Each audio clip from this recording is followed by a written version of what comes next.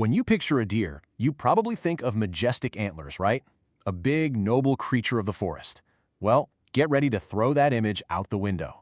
We're about to meet a deer with a pair of sharp, saber-like fangs.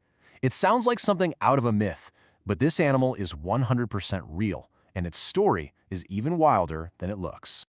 Okay, so let's just take this in. At first glance, it looks like a deer, right? Small, kind of gentle-looking, soft brown fur, but then your eyes drift down to its mouth and, whoa, you see these formidable tusks pointing down, completely defying everything we thought we knew about deer. This is the Chinese water deer, and it really does break all the rules. It's those fangs, of course, that earned it the very dramatic nickname, vampire deer. The name alone makes you think of some kind of creature of the night.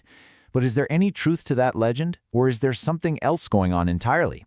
That's the big question we're going to dig into. So, let's get into the science of it all. We're going to break down the unique anatomy of this tusked deer, and you'll see what makes it one of the most primitive and, honestly, one of the most fascinating members of the entire deer family.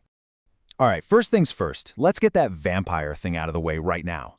The Chinese water deer is a total herbivore. It eats plants. Those fangs have absolutely nothing to do with drinking blood. They're for something way different. This animal is basically a living fossil, a window into what the very first deer were like millions of years ago. And this is where it gets really interesting. It's all about an evolutionary trade-off. Think about it.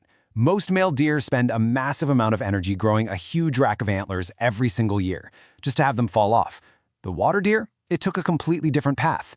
It doesn't bother with antlers at all. Instead, it puts all that energy into growing a permanent set of weapons, these long canine teeth that can get up to 8 centimeters long. And you can really see that difference when you look at the skulls. On the left, that's the water deer. See how all its evolutionary effort went into those massive fangs? Now compare that to the skull on the right, which is a Reeves muntjac. The muntjac kind of hedged its bets. It has little antlers and little tusks. But the water deer went all in on fangs, and that ancient strategy has served it well for a very long time. Now here's the craziest part. Those fangs are mobile. Yeah, the water deer has muscle control over them.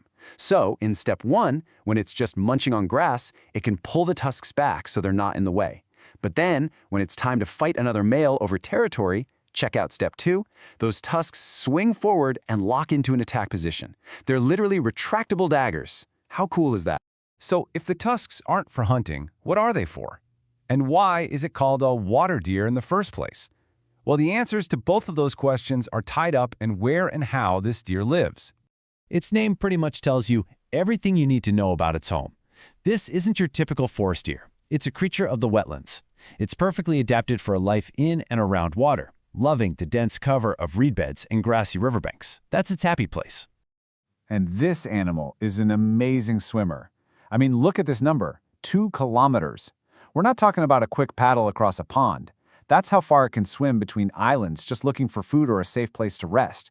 The water isn't just something it lives near. It's a highway and a refuge.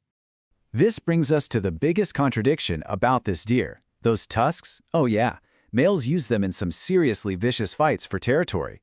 But when they face a real predator, their first instinct is to bolt, and they run in this funny, bounding hop, almost like a rabbit. There's a great Chinese saying, "Wall li hang," which basically means a lion at home, a mouse outside. It perfectly describes this deer, a tough guy against its rivals, but a total softie in the big, scary world. Now, this deer has been around for millions of years, but a huge part of its story was completely lost to time, a secret past that nobody knew about. Until, not too long ago, archaeologists started digging on an island far, far away from where it lives today. For centuries, old records in Taiwan mentioned a mysterious tusked deer, but no one had ever seen one. It was a ghost story.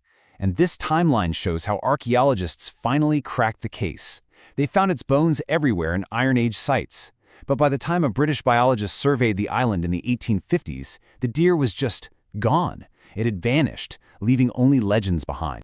And the first big clue they found? You guessed it. These fossilized canine teeth, pulled from the ground after hundreds of years. They were unmistakable. That saber-like curve, their size, it was a perfect match for the water deer, and for nothing else that ever lived on that island. And then came the jawbones. This was the clincher, the final piece of the puzzle.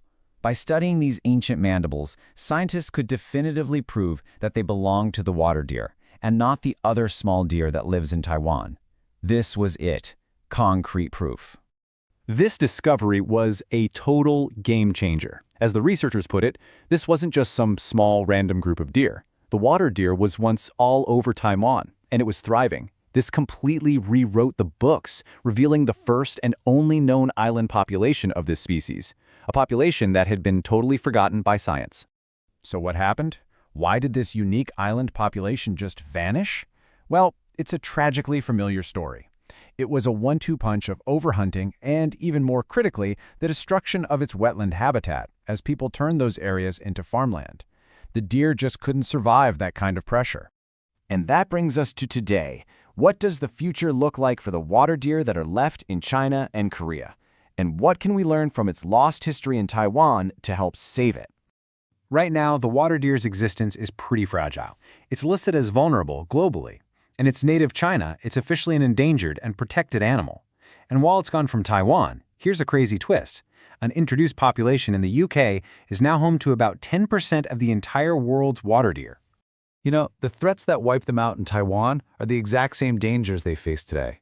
Their wetland homes are disappearing because of development, and they're still illegally hunted. This is an animal that's super sensitive to changes in its environment, so its survival really hangs in the balance. But there is some really good news. In Shanghai, where the deer have been gone for a century, a bold reintroduction program started with just 12 animals. Just 12. That tiny group has since grown into a healthy, thriving population, and now their descendants are being released back into the wild wetlands where their ancestors used to roam. So the story of the water deer is just incredible, isn't it? It's a story of surprising anatomy, a lost world we only discovered by looking at old bones, and now, a really fragile fight for survival. We literally learned about its past from what it left buried in the earth. And that leaves us with one big question. What part are we going to play in writing its future?